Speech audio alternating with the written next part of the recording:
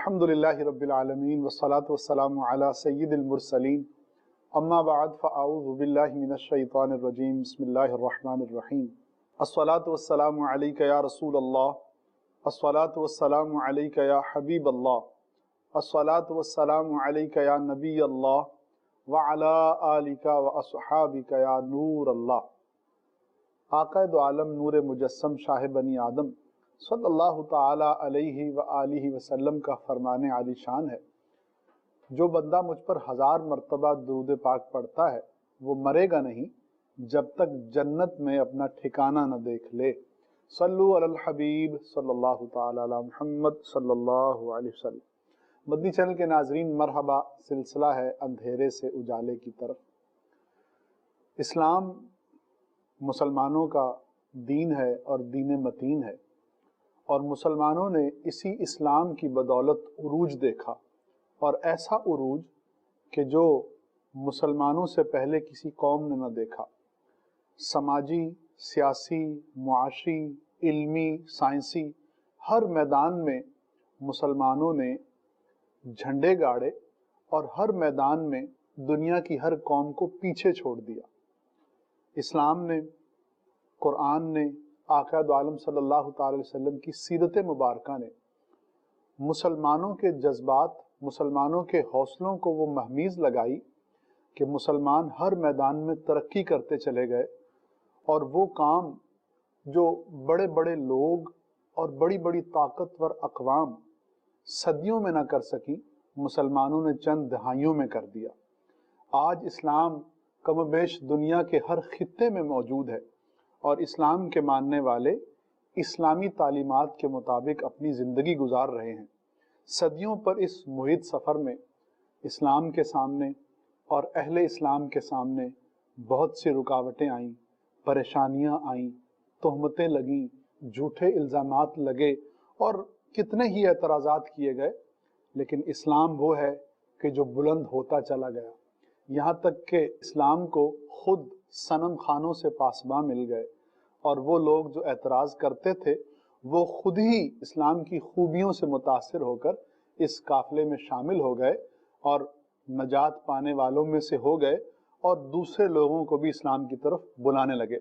हमारा ये सिलसिला इस्लाम की हक़ानियत और इस्लाम की खूबियों को वाज़े करने के लिए है, और लोगों को इस बात का यकीन दिलाने के लिए है कि इस्लाम ही वो मज़हब है, वो तरीक़ा है, वो दीन है कि जिस पर चलने वाले दुनिया में भी कामयाब होते हैं और आखिरत में भी कामयाबियाँ उनके कदम चूमती है। पिछले सिलसिले के आखिरी सवाल का ज़रा सा खुलासा समझने के लिए और उससे मुताल्लिक एक सवाल जो है उसके लिए महमूद भाई की तरफ चलते हैं। पिछले सिलसिले में जब हम ये बात कर रहे थे कि कुछ लोग जो हैं वो बड़े हैवी वर्डिंग यूज़ करते हैं, बड़े दकीक अल्फाज के साथ, और अल्फाज को जो है नए मानी पहना कर, कभी रूह इस्लाम के नाम पर, कभी जो है वो इस्लाम की आफाकी हिदायत के नाम पर, या इस तरह के मखसूस जो जुमले बोल कर तो उनके बिहाफ पर जो मैसेज कन्वे करते हैं, जो आगे पैगाम देते हैं, तो वो गलत होता है। सब ने इस पर बड़ी तफसील से कलाम किया था, जिससे एक सवाल ज़हन में ये भी आता था कि हमने वहाँ पर जब रूह इस्लाम के बारे में गुफ्तगू की और ये कहा कि लोग इन अल्फाज के साथ इस तरह जो है वो गलत पैगाम देने की कोशिश करते हैं, तो सवाल ये अल्टीमेटली जहन में आ सकता है कि क्या इस्लाम की कोई मतलब रूह ही नहीं है, कोई रूह इस्लाम नहीं है, या there is no spirit of Islam, इस्लाम की कोई स्पिरिट नहीं है, और अगर है तो वो क्या चीज़ है, और लोग उसको क्यों गलत रिप्रेजेंट करते हैं, उसकी सही क्या तफहीम होगी? क्या फरमाएंगे आप? बिस्मिल्लाहिर्रहमानिर्रहीम। देखिए, उस दिन जो हमारा कलाम था जिसमें रूह इस्लाम के ऊपर हमने कलाम किया था, वहाँ पर मकसद ये नहीं था कि इस्लाम की कोई रूह नहीं है, कोई स्पिरिट नहीं है, बल्कि वहाँ ये था कि इस लफ्ज़ को गलत इस्तेमाल किया जाता है। तो बाद औक़ात एक लफ्ज़ जो है वो फ़ी नफ्सी दुरुस्त होता है, लेकिन उसका इस्तेमाल गलत किया जाता है, गलत माना और मफ़हूम के अंदर से इस्तेमाल किया जाता है।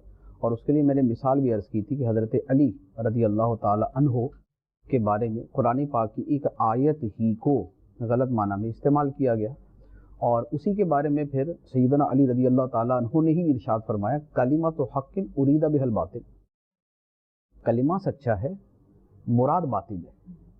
تو اسی طرح جو روح اسلام کا لفظ ہے، لفظ سچا ہے، لیکن اس سے جو مراد جو سیکولر اور لبرل لوگ لیتے ہیں وہ مراد باطل ہے، وہ مراد غلط ہے۔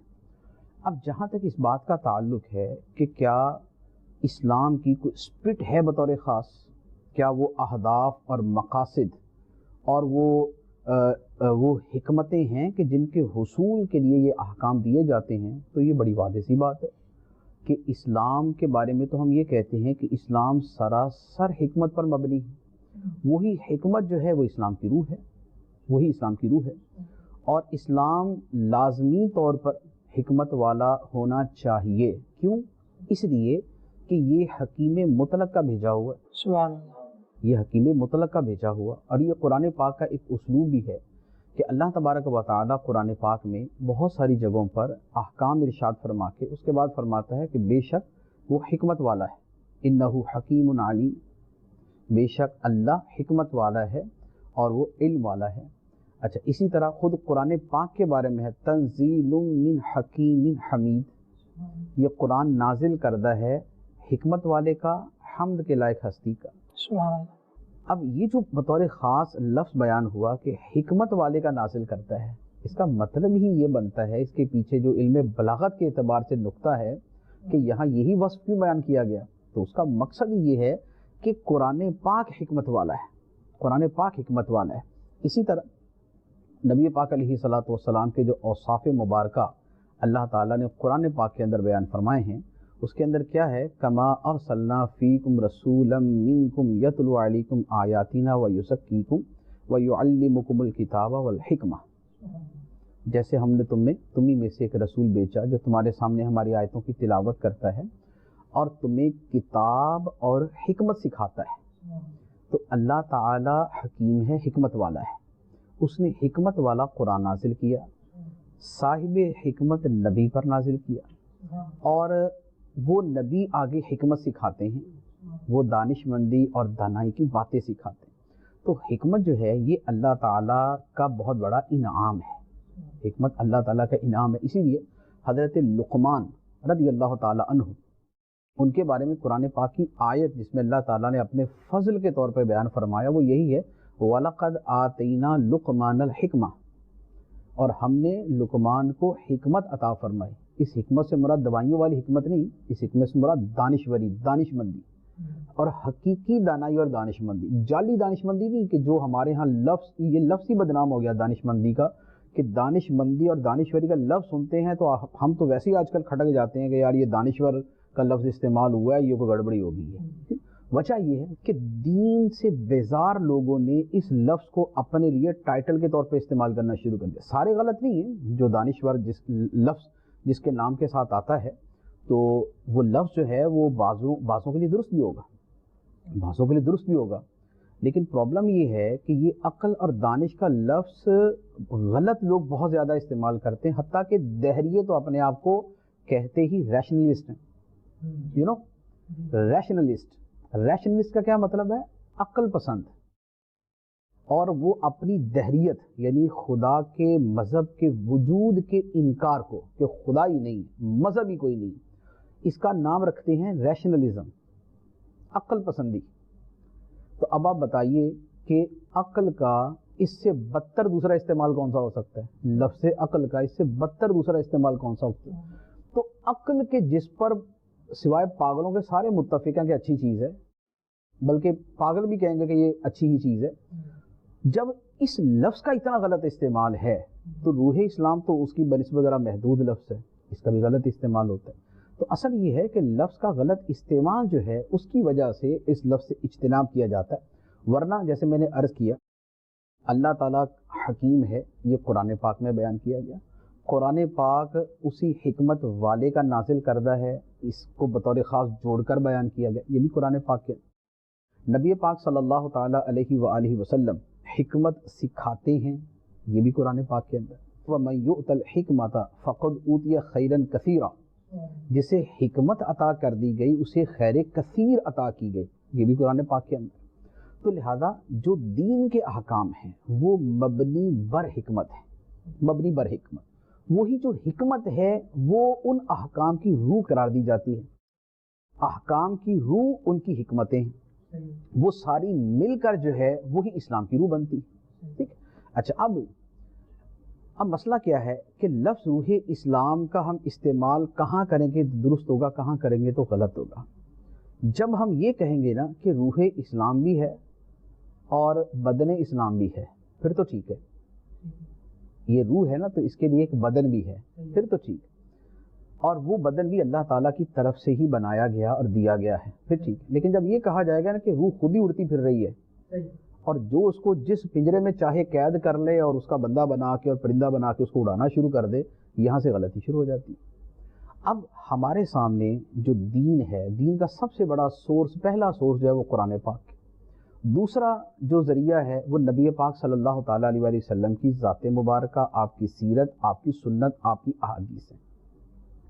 جب ہم ان سب کو پڑھتے ہیں تو ہمیں یہ پتہ چلتا ہے کہ اللہ تعالیٰ نے جو ہمیں دین اسلام عطا فرمایا اس کی صرف روح نہیں عطا فرمائی بلکہ اس کا جسم بھی عطا فرمایا.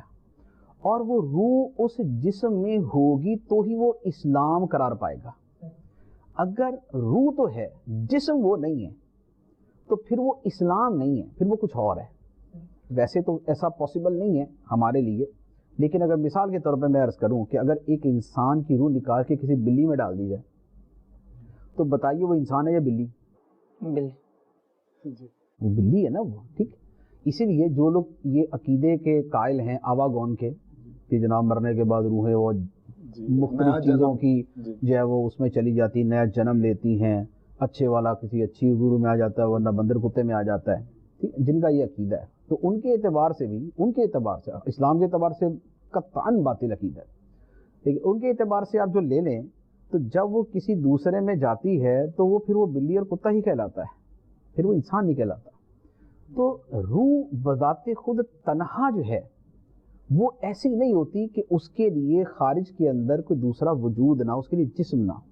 تو اللہ تعالیٰ نے ہمیں روح اسلام بھی عطا فرمائی ہے اور قالب اسلام بھی عطا فرمایا، جسم اسلام بھی عطا فرمایا. اب میں اس کے لیے دین کی جو سب سے بنیادی ترین 4 عبادتیں ہیں میں ان کی مثال عرض کرتا ہوں. نماز ہے. نماز کے اللہ تبارک و تعالیٰ نے اس کی روح قرآن پاک کے اندر بیان فرمایا. نماز کی روح کیا ہے، روح صلاۃ کیا ہے؟ فرمایا اقیم الصلاۃ لذکری، نماز قائم کرو میری یاد کے لیے، نماز قائم کرو میری یاد کے لیے. تو یاد الہی جو ہے یہ روح نماز ہے. سبحان اللہ. بہت خوب. حدیث مبارک کے اندر نبی پاک علیہ الصلوۃ والسلام سے عبادت کی روح پوچھی گئی. فرمایا ان تعبد اللہ کا انک ترا، سبحان اللہ. تو اللہ کی عبادت ایسے کر کہ جیسے تو خدا کو دیکھ رہا ہے. فإن لم تکن تراہ فإنہ یراک، اور اگر تو خدا کو نہیں دیکھ رہا تو وہ تو یقیناً تجھے دیکھ رہا ہے، خدا تو تجھے دیکھ رہا ہے. تو عبادت اس جو ہے وہ بیلیف کے ساتھ، اس یقین کے ساتھ کرنی چاہیے. اب نماز کی روح عبادت کی روح ہے کہ بندہ اپنے آپ کو یہ سمجھے کہ اللہ تعالیٰ مجھے دیکھ رہا ہے. سبحان اللہ. اللہ کی یاد اور یہ تصور، یہ یقین کہ اللہ تعالیٰ مجھے دیکھ رہا ہے، یہ نماز کی روح. لیکن کیا قرآن و حدیث نے صرف اتنا ہی بیان کیا یا اس کے ساتھ باقاعدہ پورا ایک سسٹم اور پورا ایک بدن بھی عطا فرمایا کہ 5 نمازیں ہیں؟ وہ نماز تکبیر تحریمہ سے شروع ہوتی ہے، وہ السلام علیکم ورحمۃ اللہ پہ ختم ہوتی ہے. اس نماز کے اندر قیام ہے، رکوع ہے، سجدہ ہے، قراءت ہے، التحیات ہے. قیام پہلے ہے، رکوع بعد میں، سجدہ بعد میں. ہر نماز کی اتنی رکعتیں ہیں.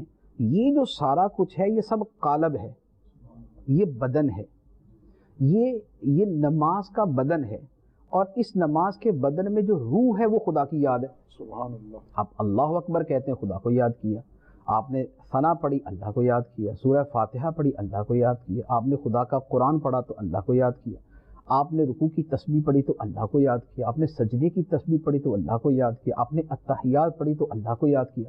آپ نے سلام بھی پھیرا تو ورحمۃ اللہ، اللہ کو یاد کیا. سبحان اللہ. تو دیکھیں وہ جو روح نماز ہے وہ شروع سے لے کر آخر تک موجود ہے. جی بے شک. لیکن یہ قطعی طور پہ مسلمانوں کا بچہ جانتا ہے کہ ہمیں صرف یہ نہیں کہا گیا کہ تم پہ نماز فرض ہے جس کا مقصد اللہ کی یاد ہے لہذا کر جیسے مرضی لینا، نہیں، بلکہ پورا کا پورا اس کا طریقہ بیان کیا گیا. تو اس سے پتہ چلا کہ نماز کی صرف روح نہیں دی بلکہ نماز کا جسم بھی ساتھ ہی اللہ تعالیٰ نے دیا. زکوٰۃ کو لے لیں. ٹھیک. زکوٰۃ کا اللہ تعالیٰ نے بیان فرمایا کئی لا یکون دولتم بین الاغنیاء منکم، ایسا نہ ہو کہ دولت صرف تمہارے چند افراد کے درمیان ہی رہ جائے. ٹھیک. صرف مالداروں کے درمیان ہی دولت رہ جائے اور غریب بیچارے بھوکے مرتے رہیں. اس کا مطلب یہ ہوا کہ زکوٰۃ کی روح یہ ہے کہ اتنا ایسا ڈفرینس نہ ہو کہ ایک طرف تو یہ حالت ہے کہ کسی کے کتے بھی دنیا کی بہترین غذائیں کھا رہے ہوں اور دوسری طرف بہت سارے لوگ بھوکے مر رہے ہوں. اس کا جو ہے اس کی تقسیم ہونی چاہیے، دولت کی تقسیم ہونی چاہیے. لیکن کیا اللہ تعالیٰ نے اتنا ہی فرما کے چھوڑ دیا؟ اب چاہو تو اشتراکی نظام لے لینا، چاہو تو کمیونزم لے لینا، چاہو تو حکومت سب لوگوں کے مال پہ غصب کر دے، یعنی اتنی بڑی چوری اور ڈکیتی کرے کہ پورے ملک کے لوگوں کا مال ہی غصب کر لے. کیا دین نے اس کی اجازت دی؟ یا زکوٰۃ کا پورا اس کی پوری تفصیلات بیان کی، کتنے مال پر زکوٰۃ ہے اور کتنی زکوٰۃ ہے، کتنے مہینے بعد دینی ہے یا کتنے عرصے بعد دینی ہے. تو شریعت نے اس کا پورا طریقہ بیان کیا کہ اگر سونا چاندی یا روپے پیسے ہیں ان کی زکوٰۃ یہ ہے، اگر جانور ہیں تو ان کی مقدار یہ، زکوٰۃ یہ ہے، اگر کھیتی باڑی ہے تو فصلیں ہیں، پھل ہیں تو اس کی مقدار یہ ہے، اس پر یہ زکوٰۃ ہے. یہ پورا قالب اس کا عطا فرمایا، اس میں ہو وہی تقسیم ہی رہی ہے. ایک آدمی کا 1 کروڑ روپے ہے، 2.5 لاکھ روپے زکوٰۃ ہے اس کے اوپر، تو اب 2.5 لاکھ اس نے غریبوں میں ہی تقسیم دینی ہے تاکہ لا یکون دولتم بین الاغنیاء منکم پایا جائے.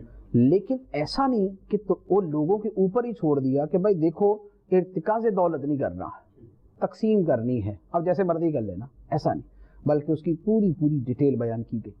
تو زکوٰۃ کی روح بھی بیان کی گئی لیکن زکوٰۃ کا بدن بھی ساتھ دے دیا گیا کہ یہ روح اس بدن میں ہونی چاہیے. اس بدن سے باہر رکھو گے تو ایسے ہی ہے کہ انسان کی روح کتے میں ڈال دے، بلی میں ڈال دے. اچھا اسی طرح آپ روزے کا لے لیں. روزے کی روح تو اللہ تعالیٰ نے قرآن پاک میں بڑی واضح طور پہ بیان فرمائی ہے. یا ایھا الذین آمنوا کتب علیکم الصیام کما کتب علی الذین من قبلکم لعلکم تتقون. واضح ترین آیت مبارکہ موجود ہے کہ روزے کا مقصد ہے کہ تمہیں تقوی نصیب ہو جائے، تمہارے اندر وہ اسپرٹ پیدا ہو جائے جس کے ذریعے تم گناہوں سے بچو، تمہیں سیلف کنٹرول جو ہے وہ حاصل ہو جائے، اپنے نفس پہ ضبط اور قابو حاصل ہو جائے. تو یہ جو روح ہے یہ تو آیت کے ساتھ ہی متصل بیان کر دی. لیکن کیا اس کے ساتھ یہ بیان کیا گیا کہ دل کرے تو کبھی رات میں روزہ رکھ لینا، دل کرے تو کبھی دن میں روزہ رکھ لینا، اسی طرح کبھی موڈ بنے تو رمضان میں رکھ لینا، دل کیا تو محرم کے اندر بھی جو ہے نا وہ 30 پورے کر لینا. اچھا پھر یہ کہ بھئی 2 4 10 8 جتنے مرضی رکھ لینا، یا فکس کیا کہ ماہ رمضان کے مہینے کے روزے رکھنے. تو اللہ تعالیٰ نے وہ جو اسپرٹ بیان کی ہے لعلکم تتقون، اس کے ساتھ ہی بیان کیا نا شہر رمضان الذی انزل فیہ القرآن فمن شہد منکم الشہر فلیصم. تو یہ جو فمن شہد منکم الشہر فلیصم ہے یہ اس کا بدن ہے، غالب ہے. سبحان اللہ. لعلکم تتقون اس کی روح ہے، ساتھ ہی اس کا بدن بھی عطا فرما دیا. تو یہ دیکھیں روح اور بدن دونوں ساتھ ساتھ آئے. اسی طرح اب حج کو لے لیں. حج کی روح کیا ہے؟ حج کی روح ہے للہ، للہ علی الناس حج البیت من استطاع الیہ سبیلا، کہ حج سراسر اللہ کے لیے، اس میں دوسری بہت ساری چیزیں ہیں ہی نہیں کہ یوں تو یوں تو یوں. حج یہ ہے کہ خدا کی محبت میں بس فنائیت ہے. آپ نے وہ کپڑے پہن لیے جو آپ زندگی میں پہنتے ہی نہیں، جن کے پہننے کا کوئی ایسا بطور خاص ہے نہیں، بس ایک عاشقوں والا لباس ہے، ایک دیوانوں والا لباس ہے. اچھا آپ جو ہے وہ اپنے گھر سے نکلتے ہیں 3 4 مقامات کی جو ہے نا آپ سیر کر کے آ جاتے ہیں. بھئی یہ کیا ہوا؟ یہ جو آپ جنگلوں میں نکل گیا عاشق، یہ محبت والا جنگلوں میں نکل گیا، اس کو ویرانوں کے اندر جو ہے نا بھیج دیا. اچھا وہ ایک خانہ کعبہ کے جا کے چکر لگا کے آ جاتا ہے. لاجیکلی تو وہاں پر کوئی بات سمجھ نہیں آ رہی، لیکن وہاں وہ للہ کا مفہوم پایا جا رہا ہے کہ یہ محب اپنے محبوب کے گھر کے چکر لگا رہا ہے، پھیرے لگا رہا ہے. اللہ اللہ. تو وہ للہ کے اندر ہی اللہ تعالیٰ نے اس کی روح کو بیان کر دیا کہ اللہ کے لیے، بس خالص اللہ کے لیے لوگوں پر اس گھر کا حج فرض ہے. سبحان اللہ. اب یہ جو اس میں خالصتاً عشق و محبت فنائیت کا جو معنی حج کے اندر بیان کیا گیا، تو کیا اس کے بعد قالب کو چھوڑ دیا؟ اللہ کے لیے گھر کا حج فرض ہے، گھر سے نکلیے گا، ٹکٹ کرائیے گا، خانہ کعبہ جائیے گا، وہاں اس کو ہاتھ لگا کے واپس آ جائیں؟ نہیں. یہ نہیں ہے کہ جس دن مرضی چلے جانا، دل کرے تو محرم میں حج کر لینا، ورنہ سفر کے اندر بھی کر سکتے ہو، ایسا نہیں ہے۔ فکس ڈیٹس میں فلاں فلاں 9 تاریخ کو 9 ذو الحجہ کو حج ہوگا، احرام باندھ کے جائیں گے تو حج ہوگا۔ خانہ کعبہ کا طواف تنہا کافی نہیں، وہ ایک فرض ہے جی، لیکن عرفات کے اندر بھی جانا ہے، وقوف عرفہ بھی ہے، وقوف مزدلفہ بھی ہے، رمی جمار بھی ہے، رمی جمرات بھی ہے، یہ پورے کا پورا قالب عطا فرما دیا۔ اور یہاں پر اگر میں اس کی تفسیر کے اندر جاؤں تو میں حج کی ایک ایک چیز کے اپنے جو مقاصد ہے وہ بھی میں عرض کر سکتا ہوں کہ بھئی اس کے پیچھے کیا مقصد ہے، اس کے پیچھے کیا مقصد ہے، اس کے پیچھے کیا مقصد، لیکن چونکہ اجمالاً کلام کرنا مقصود ہے کہ حج کی روح اللہ تعالیٰ نے صرف تنہا بیان نہیں فرمائی، بلکہ وَيُعَلِّمُكُمُ الْكِتَابَ، وہ نبی تمہیں کتاب پڑھ کے نہیں سناتے، صرف یتلو علیکم آیاتنا، آیتوں کی تلاوت بھی کرتے ہیں تاکہ آیات یاد ہوں، دل و دماغ میں بیٹھ جائیں، ہمیشہ کے لیے محفوظ ہو جائیں، لیکن اس کے ساتھ یعلمکم الکتاب، وہ تمہیں کتاب سکھاتے ہیں کہ اس پر عمل کیسے کرنا ہے، اس پر عمل کیسے کرنا ہے، لِتُبَيِّنَ لِلنَّاسِ مَا نُزِّلَ إِلَيْهِمْ، ہم نے ان پہ کتاب اس لیے نازل فرمائی تاکہ وہ لوگوں کو کھول کر بیان، لِتُبَيِّنَ، تبیین کہتے ہیں کھول کر کسی شے کو بیان کر دیں، لِتُبَيِّنَ لِلنَّاسِ مَا نُزِّلَ إِلَيْهِمْ، کہ ان کی طرف جو قرآن نازل کیا گیا وہ ان کے سامنے کھول کر بیان کر دیں۔ تو وہ جو کھول کر بیان کرنا تھا، وہ جو تعلیم کتاب تھی، وہ جو تبیین کتاب تھی، وہ جو تفصیل کتاب تھی، وہ نبی پاک صلی اللہ علیہ وسلم کے ذریعے، اور وہی قالب ہے وہی بدن ہے، وہی قالب ہے وہی بدن ہے۔ اچھا، یہ میں نے 4 جو بنیادی عبادتیں ہیں میں نے ان کے اعتبار سے عرض کر دیا، اور یہ وہ ہیں جن کو کہا گیا بنی الاسلام علی 5، شہادت لا الہ الا اللہ، اور اس کے آگے یہ 4 چیزیں۔ تو روح اسلام اور بدن اسلام، قالب اسلام، وجود اسلام، یہ اللہ رسول نے دونوں ہی بیان کی۔ اب جو شخص روح اسلام تو لے لے اور بدن اسلام کو بولے کہ نہیں ڈونٹ ٹچ می، نہیں یہ نہ مجھے چھوئے، تو پھر اس کا مطلب یہ ہوا کہ وہ جو اللہ تعالیٰ نے فرمایا نا افتؤمنون ببعض الکتاب وتکفرون ببعض، کیا تم اللہ کی کتاب کے کچھ حصے پہ تو ایمان رکھتے ہو، روح والے حصے پہ، لعلکم تتقون پر ایمان ہے، لذکری پر ایمان ہے، للہ پر ایمان ہے، اور کئی لا یکون دولتم بین الاغنیاء منکم پر ایمان ہے، بقیہ وتکفرون ببعض، باقی کے ساتھ کفر کرتے ہو، بقیہ کا انکار کرتے ہو، تو فرمایا فما جزاء من یفعل ذلک منکم الا خزی فی الحیات الدنیا، پھر ایسے کی سزا کیا ہے سوائے اس کے کہ دنیا کے اندر رسوائی ہو اس کے لیے، اور آخرت کے اندر پھر وہ عذاب کی طرف پھیرا جائے۔ تو یہ 4 میں نے مثالیں آپ کے سامنے عرض کی ہیں۔ اب جب اللہ تعالیٰ نے اتنی بیسک چیزیں کہ جہاں پر حالانکہ اگر ان کو لوگوں پر چھوڑ دیا جاتا تو گرتے پڑتے لوگ کچھ نہ کچھ ڈنکا کر ہی لیتے نا، ہو سکتا کچھ زیادہ ہی کر لیتا، نماز کا کہا گیا کہ ذکر الہی اس کی روح ہے، تو ہو سکتا کہ صرف یہ 1.5 گھنٹے کی 5 نمازیں تھی وہ 3 گھنٹے بیٹھا رہتا۔ تو جب وہاں کے جہاں بندے کا ذوق اور محبت اس سے کچھ زیادہ ہی کروا دے گا، جب وہاں بھی ساتھ میں بدن اور تفصیل ساتھ بیان کی ہے، تو وہ چیزیں کہ جن میں نفس جڑا ہوا ہے، پیسے کے معاملات کے جہاں نفس جڑا ہوا ہے، تو وہاں تو زیادہ خدشات موجود تھے کہ بندہ ڈنڈی مارے گا کہ نہیں بھئی یہ جو ہے نا ٹھیک ہے، وہ اتنا صرف یہ ہے کہ میں کسی کا ناجائز مال نہ کھاؤ، یہ اس کی روح ہے، یہ اس کی روح ہے کہ فرمایا کہ لا تأکلوا اموالکم بینکم بالباطل، یہ بالکل روح ہے، آپس میں ایک دوسرے کا مال باطل طریقے سے نہ کھاؤ، لیکن وہ باطل، وہ جو روح ہے کہ باطل طریقے سے نہ کھاؤ، اس کی تفصیل کیا ہے؟ اس کی تفصیل نبی پاک علیہ الصلوۃ والسلام نے بیان فرما دی۔ سود اسی باطل طریقے سے جو ہے کسی کا مال کھانے کا نام ہے، اسی طرح جو فاسد عقود ہیں، جو شرعی اعتبار سے ناجائز آپس کا کاروبار ہے یا ناجائز نوکریاں ہیں، یہ جو ہے یہ باطل طریقے سے مال کھانا ہے، حتیٰ کہ جس چیز کو لوگ نہ بھی سمجھیں، مثال کے طور پہ ایک تعداد ہے کہ جو شراب کی خرید و فروخت کو غلط نہیں سمجھتی، غیر مسلموں کے اندر تو عام ہے نہیں، لیکن مسلمان کے حق میں یہ اکل مال بالباطل کی صورت۔ تو اسلام نے جب عبادات کے اندر روح کے ساتھ اس کا قالب و بدن اور اس کی تفصیلات بھی دی ہیں، اسی طریقے سے جو شریعت کے دوسرے احکام ہیں جن کا تعلق معاملات کے ساتھ ہے، جن کا تعلق میاں بیوی کے ساتھ ہے، نکاح کے ساتھ ہے، جن کا تعلق اخلاقیات کے ساتھ ہے، جن کا تعلق انسان کے ذاتی اوصاف کے ساتھ ہے، وہاں پر بھی تنہا اسے روح نہیں دی، احکام کی روح نہیں دی، بلکہ اس کے ساتھ اس کی تفصیلات بھی بیان کی ہیں۔ ورنہ مثال کے طور پہ غیبت کے اندر کیا کسی کا نقصان ہوتا ہے؟ غیبت کے اندر کسی کا اصل مقصود، غیبت کی روح کیا ہے، غیبت کی حرمت کی روح کیا ہے؟ کہ کسی دوسرے کو تکلیف نہ ہو۔ اس کے پیچھے اصل جو حکمت ہے، روح ہے، وہ یہ ہے کہ کسی کو تکلیف نہ ہو۔ لیکن اگر میں اور آپ بیٹھ کے غیبت کرتے ہیں اور جس بندے کی کر رہے ہیں وہ دنیا سے ہی جا چکا ہے، تو اب اس کو کیا نقصان ہوگا؟ مردے کی غیبت سے مردے کو کیا نقصان ہوگا؟ کوئی نقصان نہیں ہوگا۔ اور ہم تنہائی میں بیٹھ کے بات کر رہے ہیں، لیکن اس کے باوجود شریعت کہتی ہے حرام۔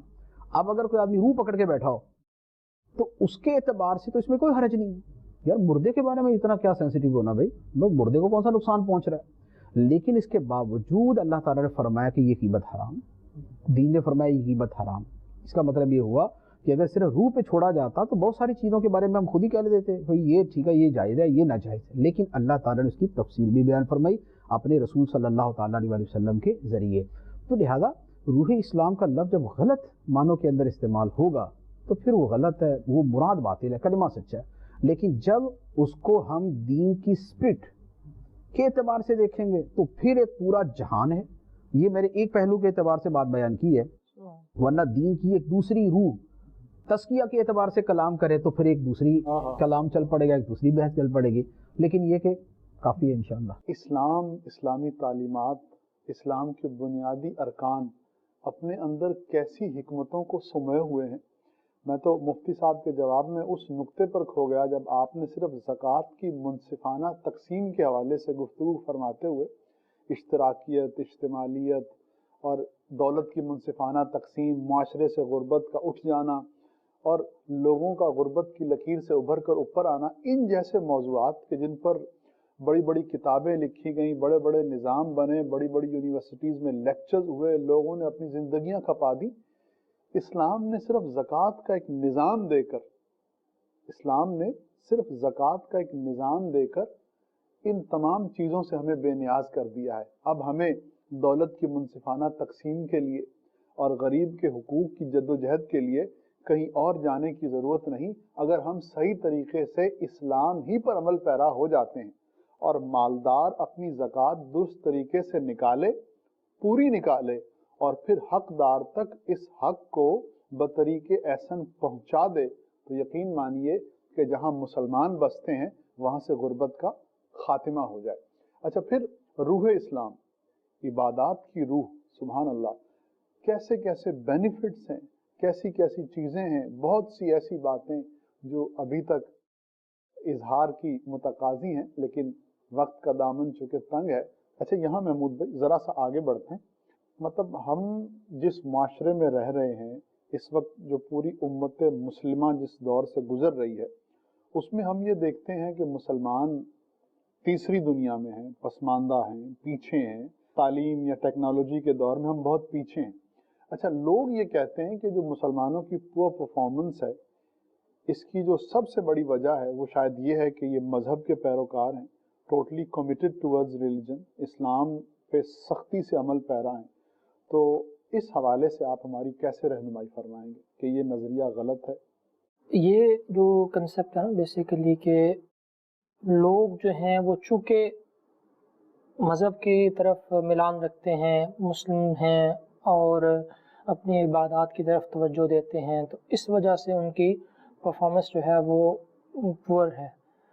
تو جب ہم ایک پہلی نظر میں اس کو دیکھتے ہیں تو ہمیں پتہ یہ چلتا ہے کہ اسلام گویا کہ اس طرح یہ کہا جا رہا ہے کہ گویا کہ یہ اسلام پر عمل کرتے ہیں تو اب جو ہے ان کی پرفارمنس جو ہے ویک ہے، یعنی یہ اس میں سے ایک مطلب جو ہے نکلتا ہے۔ حالانکہ اگر کوئی حقیقی معنی میں اسلام کا مطالعہ کرے یا اسلامی احکامات پر عمل کرے تو پتہ چلتا ہے کہ اسلام کا تو علم کے بارے میں جو رویہ ہے اور اسلام جس طرح علم کو اہمیت دیتا ہے یا جس طرح اسلام علم کو ڈیل کرتا ہے اور علماء کی جس طرح اسلام جو ہے نا وہ پذیرائی کرتا ہے، ہم دیکھتے ہیں کہ ایسا کہیں نہیں ہے۔ آقا عالم صلی اللہ تعالیٰ علیہ وسلم پر جو پہلی وحی اتری وہ کیا لفظ تھا؟ اقرا، ٹھیک ہے۔ اچھا، اور اس کے بعد ہم دیکھتے ہیں کہ آقا عالم صلی اللہ تعالیٰ علیہ وسلم کی جو صفات بیان کی گئیں، قرآن پاک کا جو مقصد بیان کیا گیا اس میں تعلیم، ٹھیک ہے، اس میں آقا دو عالم صلی اللہ تعالی علیہ وسلم کا جو تعلیم دینا، ٹھیک ہے، اور اس کے بعد جب ہم یہ دیکھتے ہیں کہ شروع اسلام سے لے کر آج تک مسلمانوں نے جہاں پر علم کے ساتھ ان کی اٹیچمنٹ ہوئی، ان دیکھا کہ اسلام پر عمل کرنے والے کس قدر کمیٹڈ تھے علم کے ساتھ، اور انہوں نے کس طرح ترقی کی، اسلام نے کس قدر جو ہے وہ علم کو پروموٹ کیا۔ وہ دور تھا کہ جب لوگوں کو لکھنا پڑھنا نہیں آتا تھا، اس وقت اسلام نے ایسا جو ہے نا وہ کہہ رہے ہیں کہ اب یوں کہہ لیں کہ لوگوں میں ایسی ریولیوشن آئی کہ لوگ بہت زیادہ عالم بنے، بہت زیادہ پڑھنے والے بنے، لکھنے والے بنے، سیکھنے والے بنے، سکھانے والے بنے، اور علم کا ایک پورا دبستان بن گیا۔ کتنے سارے علوم ہیں جن کو مسلمانوں نے ان کی بنیاد رکھی، ان علوم کی پہلے بنیاد ہی نہیں تھی، مسلمانوں نے ان علوم کی بنیاد رکھی۔ کتنے علوم ایسے ہیں۔ اور پھر آقا دو عالم صلی اللہ تعالی علیہ وسلم کی مبارک سیرت میں جب ہم دیکھتے ہیں تو ہمیں پتہ چلتا ہے کہ اہل صفہ جو تھے ان کو باقاعدہ ایک تعلیم کا نظام تھا اور پڑھایا جاتا تھا۔ اچھا، اس کے بعد آقا دو عالم صلی اللہ تعالی علیہ وسلم کی مبارک سیرت میں جب ہم دیکھتے ہیں تو فدیے کے طور پر یہ رکھا جاتا ہے کہ جن کو پڑھنا لکھنا آتا ہے وہ ان کو لکھنا سکھا دیں بچوں کو، یہ یعنی ایک طور کا فدیہ رکھا گیا۔ اچھا، پھر احادیث میں جب ہم دیکھتے ہیں تو پتہ چلتا ہے کہ علم جو ہے اس کی بہت زیادہ اہمیت بیان کی گئی، اور فرمایا گیا کہ جنت میں جو علماء ہوں گے ان کا درجہ انبیاء سے ایک درجہ کم ہوگا، مطلب یہ ہے کہ ان کے بہت زیادہ وہ جنت میں قربت اختیار کریں گے جو عالم ہیں۔ پھر ان کے لیے جو آخرت میں انعام رکھے گئے، ٹھیک ہے، پھر علم کی تلاش پر جس طرح ابھارا گیا اور فرمایا گیا کہ ہر ایک مسلمان مرد و عورت پر علم حاصل کرنا ضروری ہے۔ جب ہم یہ کہتے ہیں کہ اسلام جو ہے وہ اس پر ہم عمل کرنے کی وجہ سے ہماری پرفارمنس پور ہو رہی ہے یا ہم پیچھے رہ رہے ہیں، تو حالانکہ حقیقت یہ ہے کہ عمل نہ کرنے کی وجہ سے ایسا ہو رہا ہے۔ اگر ہم اسلام کے دامن کو تھامیں اور حقیقی طور پر اسلام پر عمل کریں تو اسلام تو ہمیں علم، تحقیق، تفکر، ہر چیز کی طرف بلاتا ہے، ابھارتا ہے، اور جو لوگ اس پر عمل کرتے تھے وہ دنیا میں سپر پاور بھی بنے۔ انہوں نے ایسی ایسی چیزیں جو ہے نا وہ ایجاد کی جن کی بنیاد پر آج دنیا جو ہے وہ ایڈوانس ہے۔ یہ مسلم ہیں یا ہم ایک جو ہے وہ اسلام کو ریپرزینٹ کر رہے ہیں، ہم یہ کہہ رہے ہیں ایسا نہیں ہے، بلکہ جو انصاف پسند مغربی معاشرہ ہے اس کے بھی ہم محققین کو جب دیکھتے ہیں تو وہ بالکل ان الفاظ کے ساتھ یہ کہتے ہیں کہ آج کی جو ترقی ہے اس کی بنیادیں مسلمانوں نے رکھی ہیں۔ مطلب غیر متعصب لوگ جو ہیں وہ یہ کہتے دکھائی دیتے ہیں، کتابوں میں باقاعدہ لکھا ہوا ہے، باقاعدہ نام ہے، اور انہوں نے وہ اس کی پیچھے جو ہے نا وہ پوری ہسٹری بیان کی ہے۔ تو مسلمان جب اسلام پر عمل کرتا ہے تو وہ کامیاب ہوتا ہے، ایسا نہیں ہے کہ وہ ناکام ہو۔ ضرورت اس بات کی ہے کہ اس کنسپٹ سے پیچھا چھڑا کر اسلام پر عمل کیا جائے۔ اسلام جس طرح علم اور تحقیق کی طرف بلاتا ہے اس کی طرف آیا جائے تو انشاءاللہ عز و جل اس سے کامیابیاں ملیں گی۔ باقی مفتی صاحب انشاءاللہ عز و جل اس پر جو ہے نا وہ کلام فرمائیں گے، مزید کلام فرمائیں گے تو ہمیں مزید واضح جو ہے نا وہ کنسپٹ کا پتہ چلے گا۔ اصل میں یہ یوں ہی ہے، یہ جو بات ہے نا کہ اسلام ترقی کی راہ میں رکاوٹ ہے، تو یہ ایسے ہی ہے جیسے یہ کہا جائے کہ بھئی یہ آدمی نا بڑا صاف ستھرا ہے کیونکہ یہ سالانہ نہاتا ہے، اور یہ بڑا میلا ہے کیونکہ یہ روزانہ نہاتا ہے۔ دو اپوزٹ چیزیں ہیں، یعنی جو بات کہی ہے اس کے بالکل آپ الٹ دلیل دے دیں تو اب اس کو کیا کہا جا سکتا ہے؟ ٹھیک، جو سالانہ نہائے گا تو وہ میلا ہوگا، جو روزانہ نہائے گا وہ صاف ستھرا ہوگا۔ اب اسلام کو ترقی کی راہ میں رکاوٹ کہنا بالکل ایسا ہی ہے جیسے یہ کہنا کہ یہ بندہ میلا ہے کیونکہ یہ روزانہ ہی نہاتا ہے، اور اسلام دشمنی کو کہنا کہ یہ ترقی ہے یہ ایسا ہی ہے جیسے کہنا یہ سالانہ نہانے والا بہت صاف ستھرا۔ بات یہ ہے، میں آپ کے سامنے دو چیزیں عرض کرتا ہوں، دو سوال ہیں۔ پہلا سوال یہ ہے کہ مسلمان آج پستی کا شکار ہیں یا ماضی کے اندر پستی کا شکار تھے؟ آج پستی کا شکار ہے۔ ماضی کے اندر تو ورلڈ پاور تھی نا، سپر پاور تھی دنیا کی۔ مسلمان ترقی پر تھے، سائنس میں بھی، ٹیکنالوجی میں بھی، میڈیکل کے اندر بھی، اور باقی جتنی بھی زندگی کے معاملات ہیں ان کے اندر مسلمان تہذیب غالب تھی، مسلمان حکمران غالب تھے، مسلمانوں کی ایجادات غالب تھی۔ ٹھیک، اچھا، یہ تو ہے کہ پہلے مسلمان ترقی پر تھے اور آج تنزلی میں ہیں، ایک ہے۔ اب دوسرا سوال یہ ہے کہ آج کے مسلمان اسلام پر زیادہ عمل کرنے والے ہیں یا پہلے والے اسلام پر زیادہ عمل کرنے والے تھے؟ ہم سے کئی گنا زیادہ عمل کرنے. اس کا مطلب یہ ہوا، اب خلاصہ یہ نکلا کہ جب مسلمان اسلام پر زیادہ عمل کرنے والے تھے تو وہ زیادہ ترقی پر تھے، وہ زیادہ غالب تھے، وہ دنیا میں زیادہ عزت والے تھے، وہ دنیا کے اندر زیادہ علم کے جو ہے نا وہ علمبردار تھے. اب مسلمان جتنے اسلام پر عمل کرنے میں کمزور ہیں اتنے ہی اپنی ترقی کے اندر کمزور ہیں. تو اب بتائیے کہ اسلام پر عمل کرنا ترقی کی طرف لے کر جا رہا تھا یا اب اسلام کو چھوڑنا تنزلی کی طرف لے کے جا رہا ہے؟ بڑی واضح سی بات ہے. تو اس کا مطلب یہ ہوا کہ جب تک اسلام پر صحیح طریقے سے عمل ہوتا رہا تب تک مسلمان ترقی یافتہ رہے، مسلمان غالب رہے، اور جب انہوں نے اسلام پر عمل کرنا چھوڑا تو یہ تنزلی اور پستی کا شکار ہو گئے. یہ تو وہ ہے جو پوری پچھلے 1400 سال کی تاریخ کا میں نے 2 سوالوں کے اندر آپ کو خلاصہ عرض کیا. ٹھیک ہے. اچھا، اب یہ بات کہ یہ کہنا کہ نہیں بھائی مسلمانوں کا بہت زیادہ مذہبی ہونا یہ ان کی دنیاوی ترقی کے اندر رکاوٹ ہے، تو یہ تو ایک دعویٰ ہے نا جی. یہ تو ایک دعویٰ ہے. اس دعوے کی دلیل کیا ہے؟ اگر ایک جملہ ہی بولنا ہے تو جملہ بولنے کے اندر اگر کوئی یہ بول دے کہ بھائی دنیا اس وقت بہت زیادہ پریشان ہے کیونکہ سائنس ترقی کر رہی ہے، تو اسے یہ کہا جائے گا نا کہ بھائی یہ کیا بات کر دی آپ نے کہ سائنس ترقی کر رہی ہے تو دنیا پریشان ہے، یا چونکہ اے سی ایجاد ہوگا لہٰذا آج کل گرمی بہت لگ رہی ہے. تو بھائی جو بات کہی جائے اس کی کوئی دلیل بھی تو ہونی چاہیے. اب دنیا میں جو بندہ یہ کہتا ہے کہ اسلام مسلمانوں کی ترقی کی راہ میں رکاوٹ ہے، یا مسلمان چونکہ بہت زیادہ مذہبی ہیں لہذا اس لیے مسلمان ترقی نہیں کر پا رہے، تو یہ تو ایک دعویٰ ہوا. اس کی دلیل کیا ہے؟ اس کی دلیل اصلاً کوئی نہیں، اس کی دلیل اصلاً کوئی نہیں ہے. وجہ یہ ہے کہ ترقی کی جتنی صورتیں، ترقی سے مراد کیا ہے پہلے تو یہ اگر واضح ہو جائے تو پھر تو اس کے اعتبار سے ہم کلام کریں.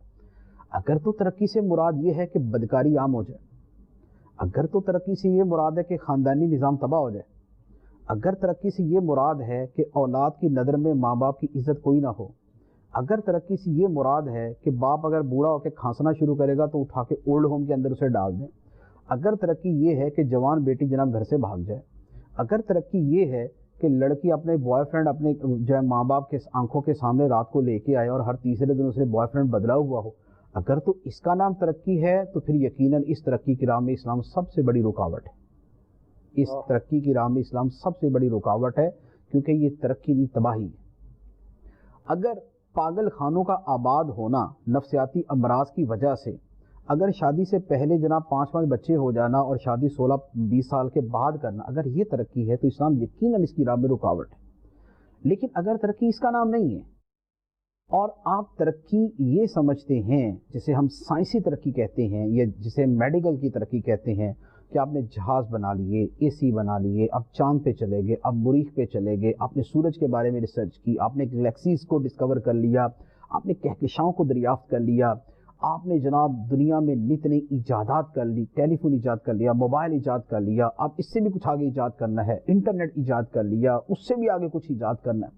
اگر یہ چیزیں ترقی تو بتائیے کہ دین اسلام کا وہ کون سا حکم ہے جو اس ترقی کی راہ میں رکاوٹ ہے؟ بہت خوب. عموماً ترقی کا تو یہ مفہوم لیا جاتا ہے نا، پہلے والا تو میں نے بطور ایک الزام قسم کے طور پہ میں نے بیان کیا تھا، لیکن ترقی تو اسی کو کہا جاتا ہے نا. تو بھائی کیا قرآن میں، حدیث میں، یا جو محقق دین کے اسکالرز ہیں، علماء ہیں، کیا انہوں نے یہ کہا کہ بھائی اسلام یہ حکم دیتا ہے کہ چاند پہ نہیں آنا؟ بالکل. کیا اسلام کسی نے کہا کہ اسلام کا حکم ہے کہ تم نے مریخ کے بارے میں کوئی تحقیق نہیں کرنی؟ کیا اسلام نے یہ حکم دیا کہ تم نے کہکشاؤں کو دریافت نہیں کرنا؟ کیا اسلام نے یہ حکم دیا کہ تم نے طب کے اندر کوئی ترقی نہیں کرنی؟ کیا اسلام نے یہ حکم دیا کہ دنیا کی جدید ترین میڈیکل کی مشینیں تم نے نہیں کرنی؟ کیا اسلام نے یہ حکم دیا کہ تم نے موبائل نہیں ایجاد کرنا، موبائل کا استعمال نہیں؟ تو ایسا تو کوئی حکم نہیں، بلکہ اس کے اپوزٹ معاملہ ہے.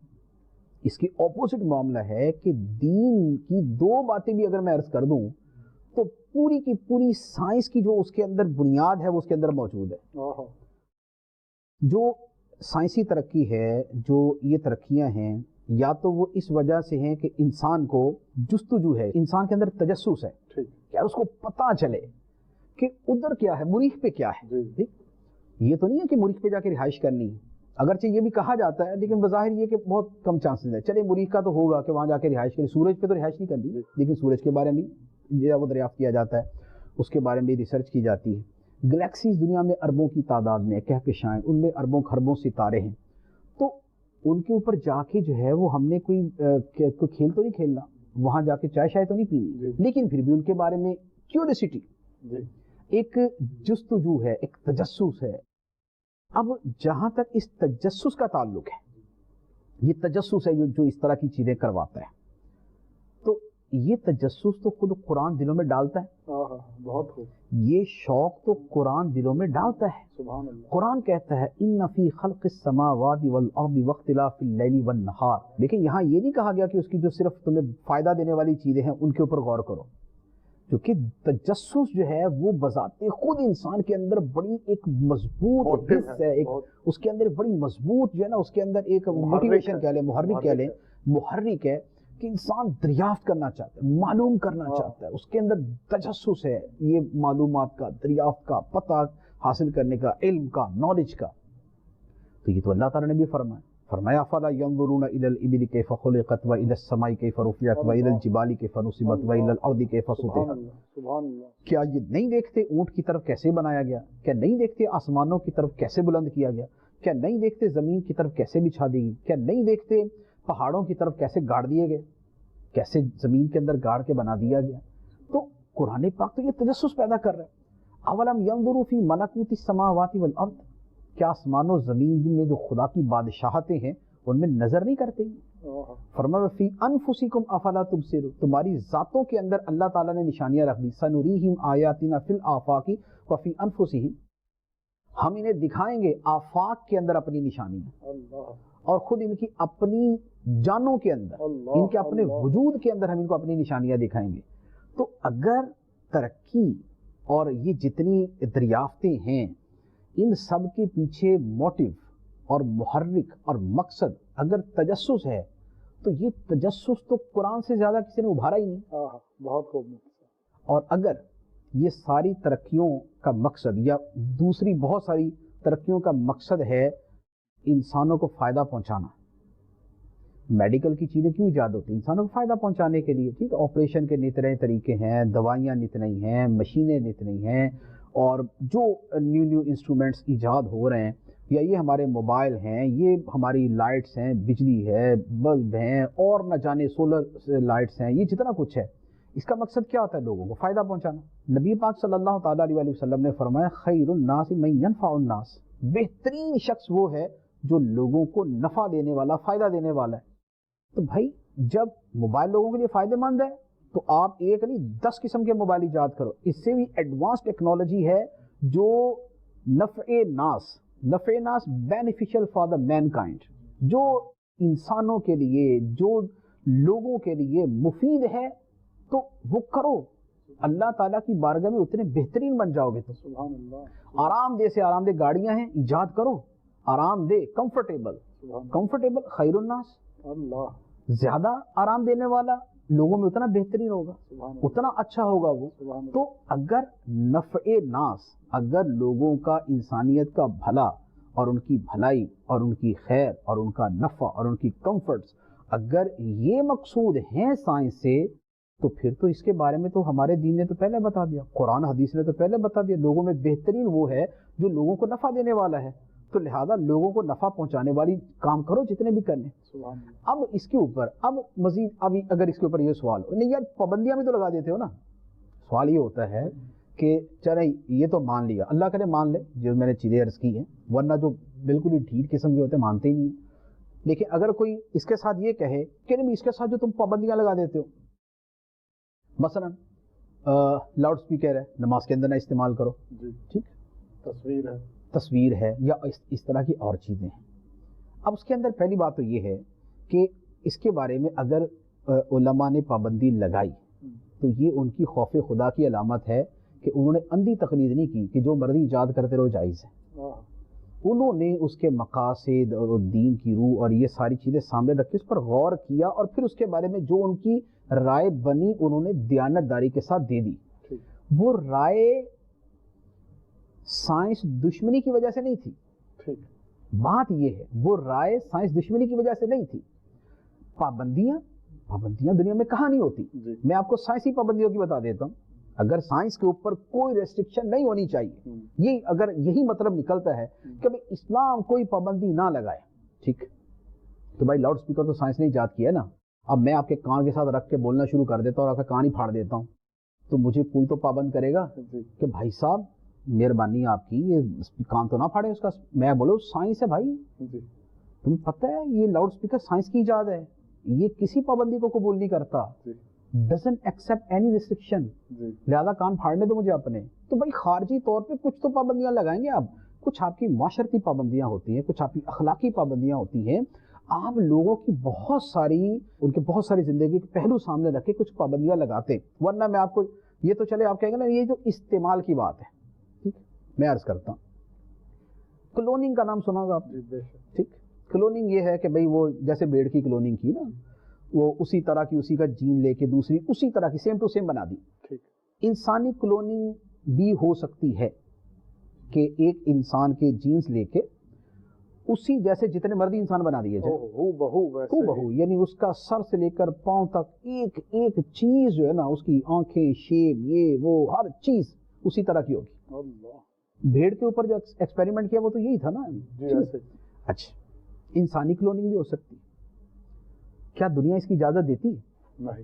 کیوں؟ سائنس ہے بھائی, اس کی تو کلی اجازت ہونی چاہیے کہ سائنس جو مرضی کرے اس کے اوپر کوئی پابندی نہ ہو. لیکن ساری دنیا نے مل کے پابندی لگائی ہوئی ہے اس ترقی کے اوپر, اس ترقی پہ, اس ایجاد پہ یا اس دریافت پہ, اس سائنس کے اتنے عظیم کارنامے پہ ساری دنیا نے مل کے پابندی لگائی ہے کہ انسان کی کلوننگ نہ کی جائے. ایک انسان سے جینز لے کر اسی جیسے 150 اور نہ بنائے جائیں, اخلاقیات تباہ ہو جائیں گی.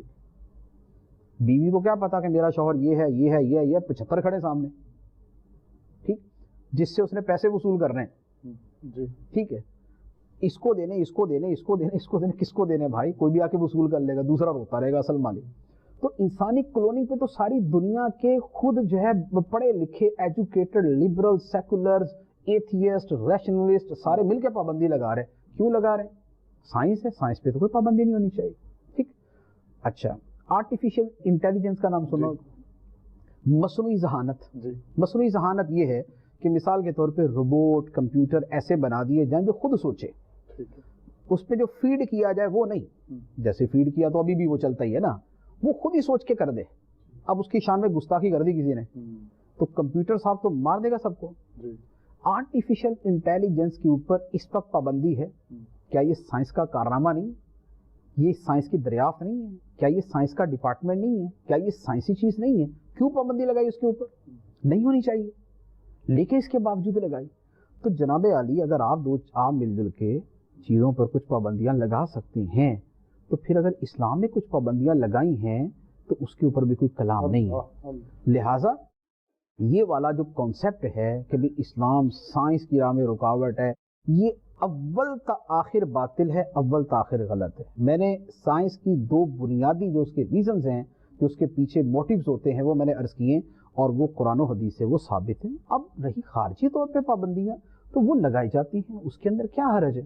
آپ اپنے بچوں کو انٹرنیٹ نہیں استعمال کرنے دیتے کہ بھی غلط ویب سائٹس کے اوپر چلے جائیں گے, اخلاق بگڑ جائیں گے اور جو ہے وہ بدکاری کے اندر, بے حیائی کے اندر جا پڑیں گے. تو اس کا کیا مطلب کہ آپ انٹرنیٹ کے دشمن ہیں اور انٹرنیٹ چونکہ سائنس ہے لہذا آپ سائنس کے دشمن ہو گئے؟ نہیں, ایسا نہیں ہے. چائنا نے اپنے ملک کے اندر جو گندی ویب سائٹس ہیں, فحش ویب سائٹس ہیں, آل ٹو آل سب پہ پابندی لگا دی. سائنس کی اتنی بڑی دشمنی, سائنس کی اتنی بڑی دشمنی اس ملک نے کر دی, اس کے پر کسی کو کلام نہیں ہے. کیوں؟ اس لیے کہ سب کو پتہ ہے یہ سائنس کی دشمنی نہیں ہے, یہ بے حیائی کی دشمنی. یہ لوگوں کو تباہ کرنا, وقت برباد کرنا, بدکاری میں ڈالنا, تعلقات ستیہ ناش کر دینا, خاندانوں کو تباہ کر دینے کے سبب کے اوپر پابندی ہے. تو ایسی پابندیاں ایسی بہت ہیں اسلام کے اندر, چونکہ اسلام تو اس اخلاقیات کا سب سے بڑا محافظ ہے, انسانیت کا سب سے بڑا محافظ ہے. لہذا جو اخلاقیات کے خلاف ہے, جو انسانیت کے خلاف ہے, اسلام نے پابندیاں لگائی ہیں.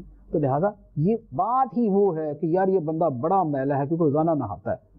تو اسلام ترقی کے رکاو میں رکاوٹ ہے. کیوں؟ اس لیے کہ اسلام ترقی کرنے کا کہتے ہیں, سائنس کا علم حاصل کرنے کا کہتے ہیں. تو اس بات کا جیسے کوئی جواب نہیں ہے تیسے اس کا بھی کوئی جواب نہیں. سبحان اللہ, الحمدللہ ہم مسلمان ہیں. مفتی صاحب نے جو اسلامی احکام کی حکمتیں بیان فرمائیں اور اس کے بعد یہ بات قرآن سے ثابت کی کہ اسلام تو کسی طریقے سے بھی سائنسی ترقی کا مخالف نہیں ہے، بلکہ اسلام تو انسان کی جبلت میں موجود کیورسٹی یا تجسس اور دریافت کی جو جستجو ہے اس کو مزید تیز کرتا ہے، اور اس کے پیچھے بھی جو حکمت کار فرما ہے وہ یہ ہے کہ انسانوں جتنا بھی بڑھ جاؤ گے آخر تمہارا سر اگر جھکے گا تو اسی خالق کائنات کی چوکھٹ پر کہ جس نے تمہیں بنایا اتنے کمپلیکیٹڈ نظام کے ساتھ، اتنی باریکیوں کے ساتھ، اتنی حکمتوں کے ساتھ۔ سبحان اللہ، اللہ اکبر۔ اللہ سبحانہ و تعالیٰ نے اس کائنات کو تخلیق فرمایا اور اس کے اندر ایسی نشانیاں رکھی کہ عقل والے دنگ رہ گئے اور وہ حیران رہ گئے، لیکن اس حیرت نے بھی ان کو رب کریم کی طرف ہی لوٹایا ہے۔ الحمدللہ ہم مسلمان ہیں اور ہم اللہ تعالیٰ سے دعا کرتے ہیں کہ ہمارا خاتمہ اس حکمتوں بھرے اور اس دانائیوں بھرے دین اور اسی ایمان پر ہو۔ آمین بجاہ النبی الامین۔ صلو علی الحبیب صلی اللہ تعالی علی محمد۔